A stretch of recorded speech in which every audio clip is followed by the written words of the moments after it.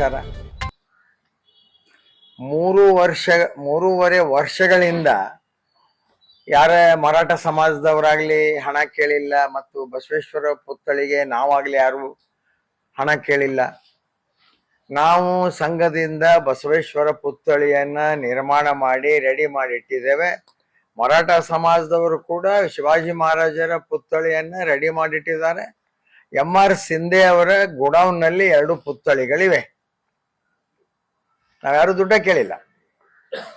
ಅದನ್ನ ಎಲ್ಲಿ ಕುಂದ್ರಿಸ್ಬೇಕನ್ನೋ ಜಾಗಾನು ಫಿಕ್ಸ್ ಆಗ್ಯದ. ಕಟ್ಟಿಯನ್ನು ಕೂಡ ಕಟ್ಟಿ ತಯಾರು ಮಾಡಿವೆ. APMCಗೆ ಗೇಟಿಗೆ ಬಸವೇಶ್ವರ ಪುತ್ಥಳಿ ಅಲ್ಲಿ ಕಟ್ಟಿ ರೆಡಿ ಅದ. ಈ ಕಡೆ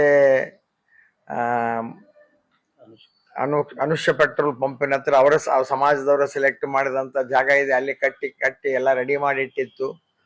ಅವುಗಳನ್ನ ಕುಂದ್ರಿಸೋದಕ್ಕ ಅವಕಾಶ ಕೊಡ್ಲಾರ್ದಂತ ಈ ಸರ್ಕಾರದ ವ್ಯಕ್ತಿಗಳು ಏಕಾಏಕಿ ಉಪಚುನಾವಣೆಯನ್ನ ಗಮನದಲ್ಲಿಟ್ಟುಕೊಂಡು 40 ಲಕ್ಷ ಶಾಂಕ್ಷನ್ ಮಾಡ್ತಾರಂದ್ರ ಇದು ಚುನಾವಣೆಯ ಗಿಮಿಕ್ ಅನ್ನೋದು ಬಿಟ್ರೆ ಇದರಲ್ಲಿ ಯಾವುದೇ ಹೊರಳಿಲ್ಲ.